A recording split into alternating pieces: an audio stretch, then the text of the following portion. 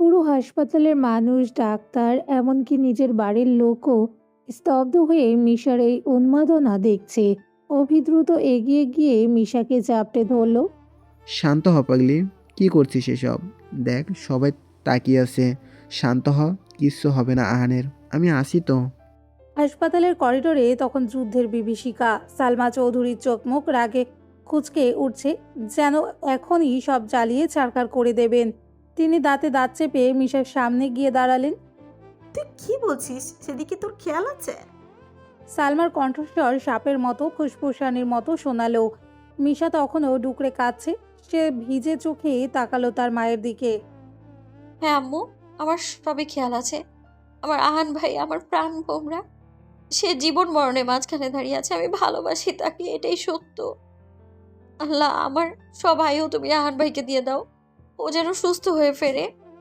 তীব্র রাগে সালমা চৌধুরী হিতাহিত জ্ঞান হারিয়ে ফেললেন। মুহূর্তের মধ্যেই তার শক্ত হাতটা উঠে এলো বাতাসে এবং সজোরে একটা থাপ্পড় বসিয়ে দিলেন মিশার গালে। থাপ্পড়ের চোটে মিশা ছিটকে মেঝেতে পড়ে গেল। পাগল হলে ছোট মা? কি করছো এসব? অভি বিদ্যুৎ বেগে এসে মিশাকে নিজের বুকের মধ্যে টেনে নিল। ঠিক সেই মুহূর্তে জাহানারা বেগম নিজের শোক সরিয়ে রেখে সালমার সামনে এসে দাঁড়ালেন। তার দুই চোখ লাল, কিন্তু ব্যক্তিত্ব ছিল এক অঘম শক্তি। তিনি সালমার ঠিক চোখের দিকে তাকিয়ে বললেন, ছোট, তোর ভেতরে কি মনুষ্যত্বটুকু মরে গেছে?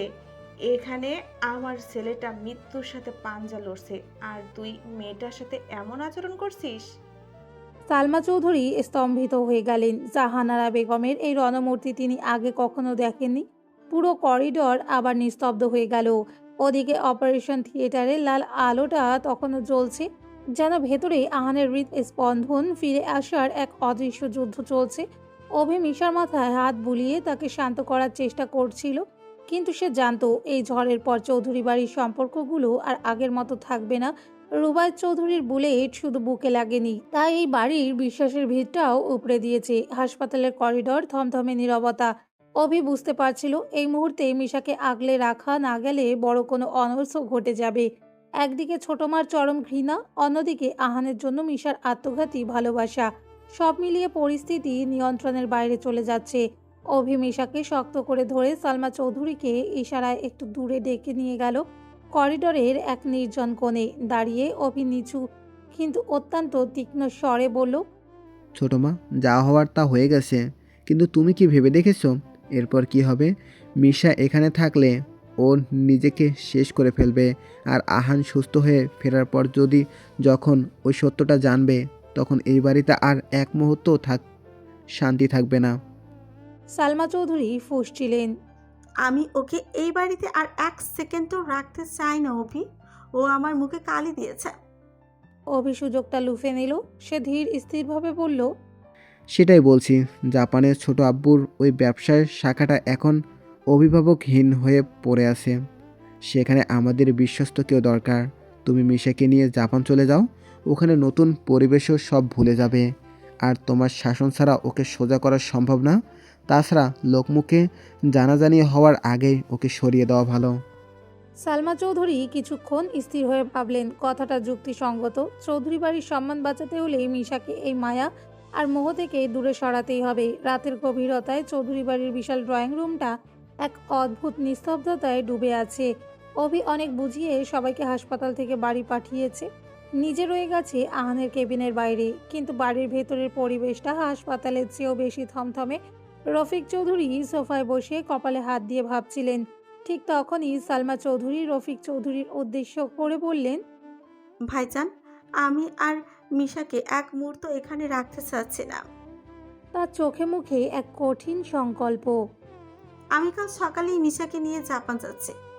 সালমার সপাটে বলা কথাটা যেন চৌধুরী বাড়ির নিস্তব্ধতা চিরে দিল। রফিক চৌধুরী চমকে উঠে দাঁড়ালেন। কি বলছো এসব সালমা? এই অবস্থায়? বাড়ির ছেলেটা হাসপাতালে মৃত্যুর সাথে লড়াই করছে, আর তুমি এখন দেশ ছেড়ে যাওয়ার কথা বলছো? হ্যাঁ, বলছি। সালমা চৌধুরী তীক্ষ্ণ গলায় উত্তর দিলেন, মিশা যে কেলেঙ্কারি ঘটিয়েছে, তারপর ওকে এই বাড়িতে এক মুহূর্ত রাখা মানে চৌধুরী বাড়ির সম্মানে আগুন দেওয়া। রফিক চৌধুরী দ্বিমত করে বললেন, কিন্তু এখন তো সময় নয় সালমা। তারপরেও মিশা অসুস্থ। কথাটা শেষ হওয়ার আগেই সিঁড়ির গোড়া থেকে ভেসে এলো জাহানারা বেগমের ভারী কণ্ঠস্বর। তার দু চোখ লাল, শোক আর ক্ষোভ যেন একসাথে সেখানে আছড়ে পড়ছে। তিনি ধীর পায়ে সালমার সামনে এসে দাঁড়ালেন। তুই তোর স্বামীর জায়গা দেখবি, হাফিজের ব্যবসা সামলাবি। বেশ তো যা। জাহানারা বেগমের কণ্ঠস্বর তিক্ততায় ভরা। কিন্তু একবারও কি তোর মনে হলো না আমার ছেলেটা এখন মৃত্যুর দুয়ারে দাঁড়িয়ে? সালমা মুখ ফিরিয়ে নিতে চাইলেই জাহানারা তার হাত চেপে ধরলেন। এই কি তোর মাতৃত্ব ছোট? আমার আহানকে তুই কোনো দিন নিজের ছেলের চোখে দেখিসনি, তাই না? যদি নিজের পেটের সন্তান হতো তাহলে কি পারতিস এই মুহূর্তে এভাবে চলে যাওয়ার কথা ভাবতে? সালমা চৌধুরী নিশ্চুপ, কিন্তু তার চোয়াল শক্ত। জাহানারা বেগম দীর্ঘশ্বাস ফেলে রফিক চৌধুরীর দিকে ফিরলেন। যেতে দাও। যার মন পড়ে আছে গদিতে আর লোক লজ্জার ভয়ে, তাকে আটকে রেখে লাভ কি? ও থাকলে এ বাড়িতে অশান্তি বাড়বে। সালমা চৌধুরী নিশ্চুপ, সে নিজের সিদ্ধান্তে অটুট। রফিক চৌধুরী দীর্ঘক্ষণ মাথা নিচু করে রইলেন, তারপর ক্লান্ত স্বরে বললেন। ঠিক আছে, তোমরা কালই যাও, আমি সব ব্যবস্থা করছি। হঠাৎই চৌধুরী বাড়ির সদর দরজা ঠেলে টলমল পায়ে ভেতরে ঢোকে জেবা। জেবাকে দেখে সাবরিনা দৌড়ে গেলেন তার কাছে। জাহানারাও গেলেন জেবাকে জাপটে ধরল বুকে। জেবা জানালো রুবায়েতি তাকে নিয়ে গিয়েছিল, এখন গাড়িতে করে রুবায়েতের লোকেরাই তাকে নামিয়ে দিয়ে গেল। রফিক চৌধুরীর বুঝতে বাকি রইল না রুবায়েতের প্ল্যান। হাসপাতাল থেকে ফেরার পর থেকে চৌধুরী বাড়িতেই শ্মশানের নীরবতা। সালমা চৌধুরী এক মুহূর্তের জন্য মিশাকে চোখের আড়াল করছেন না। আজ রাতে তিনি মিশাকে নিজের ঘরে নিয়ে এসেছেন। বিশাল খাটের এক কোণে মিশা বসে আছে, একেবারে স্থির নিতর। মনে হচ্ছে প্রাণের সবটুকু স্পন্দন কেউ যেন নিগড়ে বের করে নিয়েছে। তার চোখের পাতা পর্যন্ত নড়ছে না, দৃষ্টি সামনের দেওয়ালে ঝোলানো একটা ঝাপসা ফ্রেমের দিকে নিবদ্ধ। সালমা চৌধুরী ড্রয়ার থেকে কাপড় বের করতে করতে আর চোখে মেয়ের দিকে তাকালেন। মিশার এই পাথরের মতো বসে থাকা তাকে বিচলিত করছে না, বরং আরো ক্ষুব্ধ করছে। এভাবে সংসারে বসে থেকে লাভ নেই। সালমা দাঁতে দাঁত চেপে বললেন। তোর এই আদিক্ষেতা বাড়ির সবার সামনে আমাকে ছোট করেছে। কাল সকালেই আমরা দেশ ছাড়ছি, জাপানে গিয়ে সব শয়তানি মাথা থেকে বের করে দিব। মিশা কোনো উত্তর দিল না। পরের দিন সূর্য ওঠার আগেই তাকে ছিঁড়ে নেওয়া হবে তার চিরচেনা মাটি থেকে, তার ভালোবাসার শহর থেকে।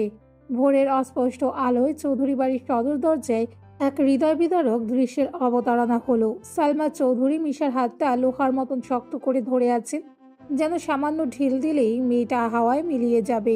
মিশার সে চঞ্চলতা নেই, নেই কোনো প্রতিবাদ। সে কেবল এক প্রাণহীন মূর্তির মতো দাঁড়িয়ে রইল। ঠিক সেই মুহূর্তে জাহানারা বেগম টলমল পায়ে এগিয়ে এলেন।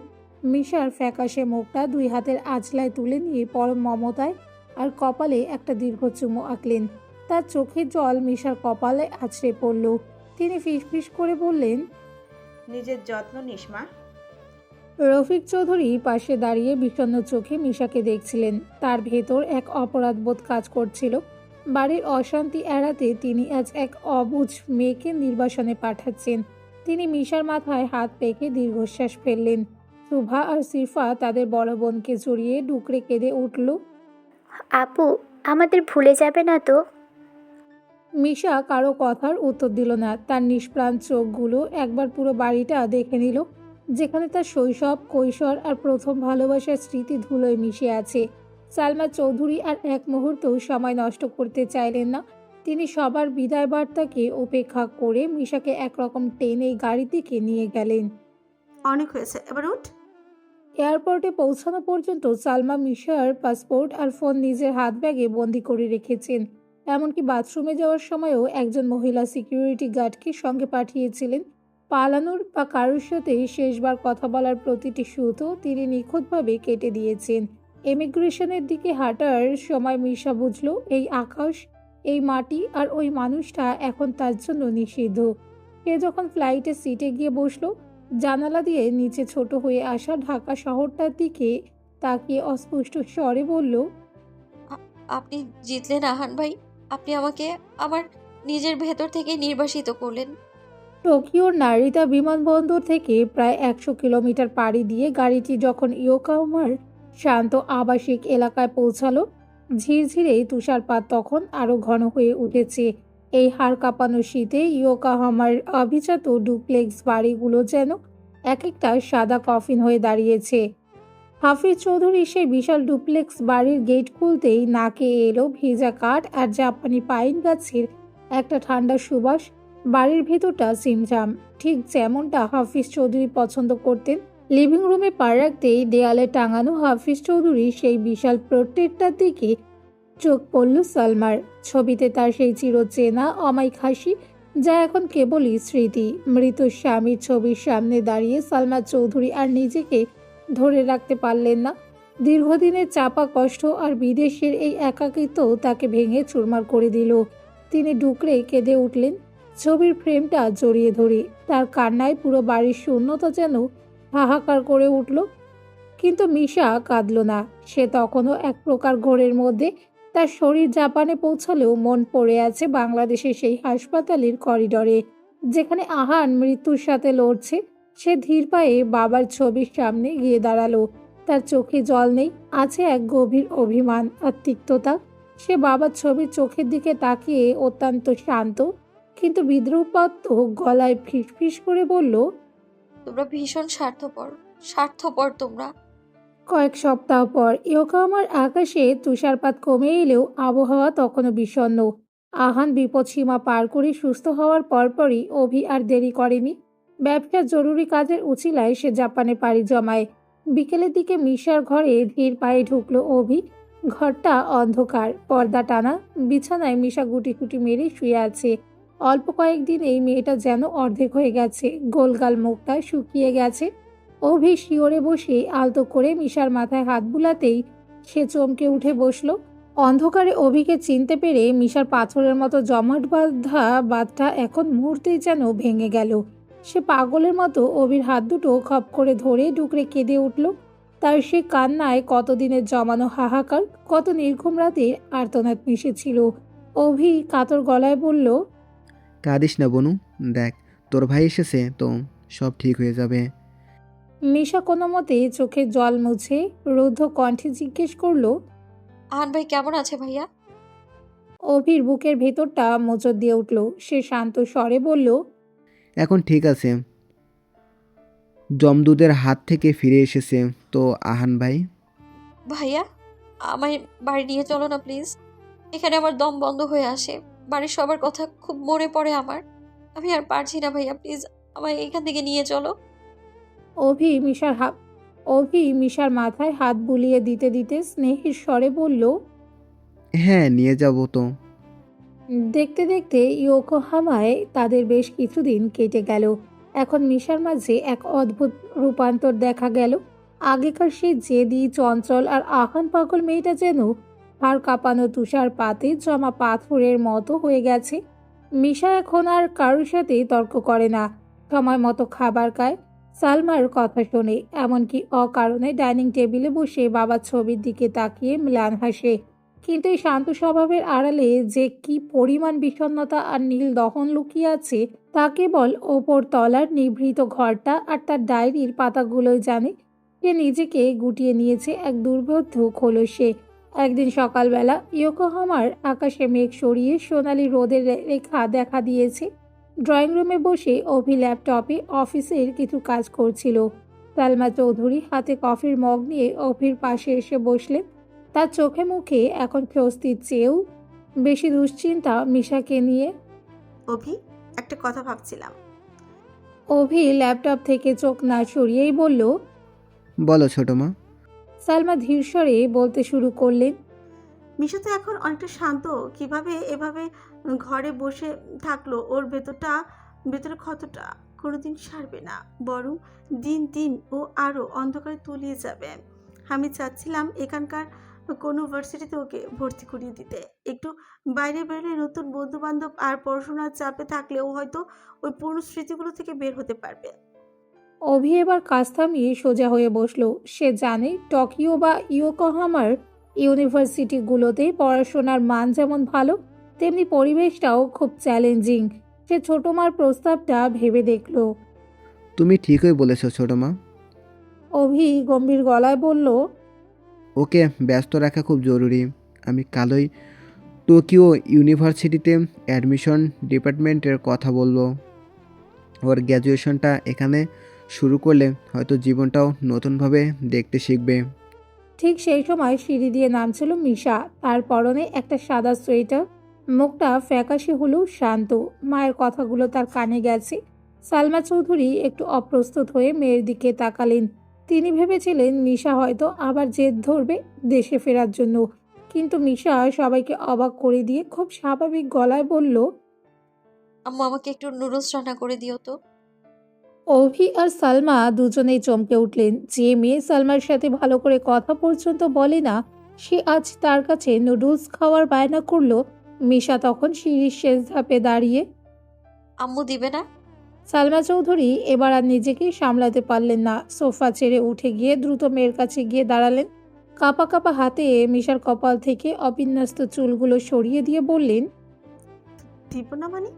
তুই বস সোফায়, আমি এখনই তোর জন্য স্পেশাল চিকেন নুডলস বানিয়ে আছে। সালমা রান্নাঘরের দিকে প্রায় দৌড়ে গেলেন। তার বুকটা আজ অনেক দিন পর হালকা লাগছে। অভি মিশার দিকে তাকিয়ে মৃদু হাসলো। সে ইশারায় মিশাকে পাশে এসে বসতে বলল। মিশা অভির পাশে জানালার বাইরে তাকিয়ে থাকা তুষারপাতের দিকে চোখ রাখল। খুব ভালো সিদ্ধান্ত নিয়েছিস মিশা। অভি তার কাঁধে হাত রেখে বলল, মায়ের মনটা বড্ড ভেঙে গিয়েছিল তোর আচরণে। আর ইউনিভার্সিটি নিয়ে কালই আমি ব্যবস্থা করছি। মিশা মুচকি হেসে শুধু মাথা নাড়ল। বর্তমান শোভা বড় বড় চোখ করে মিশার দিকে তাকিয়ে আছে। চোখ দুটো প্রায় বেরিয়ে যাওয়ার উপক্রম। ও মাই গড মিশা, তোর সাথে এত কিছু হয়ে গেছে, অথচ তোকে দেখলে বিন্দুমাত্র বোঝার উপায় নেই। তুই লিটারালি একটা আস্ত আগ্নেয়গিরি চেপে রেখেছিস বুকের ভেতর। মিশা ঠোঁটের কোণে একটা ম্লান হাসি ফুটিয়ে তুলল। সে শান্তস্বরে জবাব দিল, বেঁচে থাকতে গেলে নিজেকে লুকিয়ে ফেলাটা শিখতে হয় সুবা। শোভা অবাক ভঙ্গিতে বলল, সত্যি Misha, you are a strong girl. কিন্তু একটা কথা বলতো, তুই যে তোর এই আহান ভাইকে এত ভালোবাসতিস, তা আমায় আজ পর্যন্ত একবারও বললি না কেন? এতগুলো দিন আমরা একসাথে কাটালাম। ভালোবাসা কি ঢাকঢোল পিটিয়ে বলে বেড়ানোর জিনিস সুবা? মিশার কণ্ঠে এক অদ্ভুত গাম্ভীর্য। যে অনুভূতি আমায় নিঃশেষ করে দিয়েছে তাকে আমি জনসম্মুখে এনে আরো ছোট করতে চাইনি। শোভার চোখে তখন ভিজে ভাব। সে আলতো করে মিশার কাঁধে হাত রাখল। তোর কাহিনী শুনে লিটারালি কান্না পেয়ে যাচ্ছে রে সোনা। দেখ মিশা, যে এত ভালোবাসার পরেও তোকে বুঝলো না, তাকে নিয়ে আর কষ্ট পাস না। সবার মতো আমিও বলছি, তোর জন্য বেস্ট কিছু অপেক্ষা করছে। তুই হয়তো খুব শীঘ্রই এমন কাউকে পাবি যে তোর এই নীরব হাহাকারটা পড়তে পারবে। মিশা এবার একটু শব্দ করেই হাসল। সে উঠে দাঁড়িয়ে নিজের জ্যাকেটটা টেনে ঠিক করলো। হয়েছে হয়েছে, অনেক জ্ঞান দিয়েছিস। এখন চল তো, ওইদিকে সবাই খুঁজছে আমাদের। ঘুরতে এসেও তোর প্যাচাল থেকে রেহাই নেই। শোভা দীর্ঘশ্বাস ফেলে উঠে দাঁড়ালো। চল। সুভা আর মিশা যখন পাহাড়ের কোল ঘেঁষে হাঁটছিল, বিকেলের ম্লান আলোয় চারপাশটা এক রহস্যময় আবছায়া ঢাকা পড়েছিল। সুভা নিজের কথার জাদুতে এতটাই বিভোর ছিল যে সে টেরই পায় না মিশা কখন পিছিয়ে পড়েছে। হুট করেই মিশার বাম পায়ের জুতোটা ফিতাটা আলগা হয়ে যায়। সুবা তুই এগো, আমি আসছি। মিশা নিচু হয়ে বসলো ফিতাটা বাঁধার জন্য, কিন্তু সেই বাঁধন আর শেষ করা হলো না। নির্জন রাস্তার বাঁক থেকে একটা মিশমিশে কালো মাইক্রোবাস পৈশাচিক গর্জনে তেড়ে এলো। টায়ার ঘষার সে বিকট আর্তনাদ মিশার কানে পৌঁছানোর আগেই দুজন বলিষ্ঠ লোক তার ওপর ঝাঁপিয়ে পড়ল। আর্তনাদ করার সুযোগটুকুও পেল না সে। বলিষ্ঠ হাতের চাপে মুখটা রুদ্ধ হয়ে গেল। নিমিষের মধ্যে তাকে পাজাকোলা করে গাড়ির অন্ধকার গহরে টেনে নিয়ে যাওয়া হলো। সুভা যখন পেছন ফিরল তখন সেই ধূসর রাস্তায় কেবল ধুলো আর পড়ে আছে মিশার নিঃসঙ্গ ব্যাগটা। বেশ কিছুক্ষণ পর মিশার যখন জ্ঞান ফিরল, সে অনুভব করলো এক অসহ্য আড়ষ্টতা। তার হাত পা চেয়ারের সাথে শক্ত করে বাঁধা, চোখে কালো কুচকুচে কাপড়ের পট্টি, নাকে আসছে এক ভ্যাপসার স্যাঁতস্যাঁতে গন্ধ। যেন কোনো পুরনো গুদাম ঘরের নির্জনতায় তাকে বন্দি করা হয়েছে। এই শীতেও তার কপালে ঘাম জমেছে। হঠাৎ নিস্তব্ধতা ছিঁড়ে ভারী বুটের শব্দেও এগিয়ে এলো। প্রতিটি কদম যেন হৃৎপিণ্ডের স্পন্দন বাড়িয়ে দিচ্ছে। কেউ একজন ঠিক তার সামনে এসে দাঁড়ালো। একজোড়া কর্কশ হাত কোনো ভূমিকা ছাড়াই চোখের পট্টিটা এক ঝটকায় খুলে দিল। কড়া আলোর ঝলকানিতে মিশার চোখ ধাঁধিয়ে গেল। কয়েক সেকেন্ড পর চোখের পাতা পিটপিট করে তাকাতেই সামনের চেয়ারে বসা সেই ক্রূর অবয়বটা স্পষ্ট হয়ে উঠল। মিশার বুকের ভেতরটা যেন এক মুহূর্তের জন্যই থেমে গেল। সামনে আয়েশ করে পা নাচিয়ে বসে আছে স্বয়ং কাঞ্জি, সেই একই পৈশাচিক হাসি। কি ভেবেছিলে মিশা, শহর বদলালে কি আর ভাগ্য বদলায়? কাঞ্জি তার ভাঙা গলায় ধীর লয়ে কথাগুলো বলে একটা ধারালো ছুরি দিয়ে নখ পরিষ্কার করতে লাগলো। আমার হাত অনেক লম্বা, 7 সমুদ্র 13 নদীর ওপারে এসেও আমার নজর এড়ানো যায় না। মিশা ভয় কুকড়ে গেলেও তার কণ্ঠস্বরে পরাজয় ছিল না। সে উগরে আসা কান্নাটুকু গিলে ফেলে দৃঢ়ভাবে বলল, আমাকে ছেড়ে দিন। কি করেছি আমি আপনার? কি শত্রুতা আমাদের? কাঞ্জি তার মাথাটা পেছনে হেলিয়ে এক বিকট অট্টহাসিতে ফেটে পড়ল। সেই হাসির প্রতিধ্বনি পুরনো দালানের দেয়ালে ধাক্কা খেয়ে যেন উপহাস করছিল মিশার অসহায়ত্বকে। হঠাৎই গুদামঘরের ভারী লোহার দরজাটা এক বিকট শব্দে খুলে গেল। ধুলো আর অন্ধকারের বুক চিরে ভেতরে প্রবেশ করলো এক দীর্ঘদেহী ছায়া। পরনে দামি কালো ওভারকোট, চোখে হিমশীতল শূন্যতা, আর কপালে এসে পড়া সেই অবাধ্য ঝাঁকড়া চুল। একজোড়া নীল চোখে তীক্ষ্ণ দৃষ্টি যেন পুরো ঘরের তাপমাত্রা আরো কয়েক ডিগ্রি কমিয়ে দিল। সে আর কেউ নয়, রায়ান কাদেরি। কাঞ্জির হুকুম তামিল করার আগে তার দলের লোকগুলো কিছু বুঝে ওঠার সময় পেল না।